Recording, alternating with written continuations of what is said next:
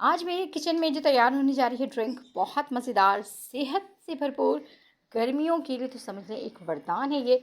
आपके घर में ये चीज़ें ज़रूर होनी चाहिए, शक्कर, पुदीना और नींबू। तो आप गर्मी को फ़ौरन से भगा सकते हैं। ईद पर जब दावत दें आप अपने मेहमानों को तो उनके लिए ये ड्रिंक ज़रूर बनाइएगा। बहुत रिफ़्रेश ड्रिंक है। जितनी भी आपको थकन हो फ़ौरन से उतर जाएगी आपकी थकन। आपने एक मुट्ठी पुदीने के पत्ते ले लेने हैं और 1 कप मैंने इसमें ऐड किया है शक्कर।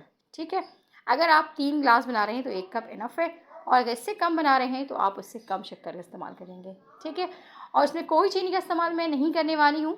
और इसमें पानी मैंने ऐड कर दिया है 2 ग्लास। 1 टीस्पून भर के मैंने इसमें काला नमक ऐड किया है। काला नमक क्या करता है, जो बॉडी से नमकियात निकल जाती है उसको मेंटेन करने की कोशिश करता है। ठीक है जनाब, इसी के साथ ले लेंगे लेमन। लेमन हमारी बॉडी को बहुत ज़्यादा मिकदार में चाहिए होती, क्योंकि इसमें होता है क्या, विटामिन सी। और विटामिन सी आपकी बॉडी के लिए बहुत इंपॉर्टेंट है। तो जनाब इन चीज़ों को डालकर हमने मिक्स कर लेना है ब्लेंडर में।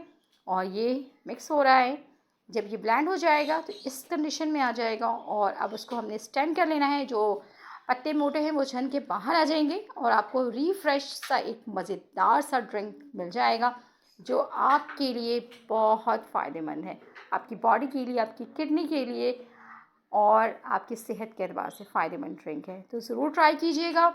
ईद पे बनाइएगा, रमज़ानों में बनाएं और गर्मियों में बनाएं। अपने बच्चों को, बड़ों को, बुज़ुर्गों को, सबको दें। बहुत बेनिफिट मिलेगा आपको इसका।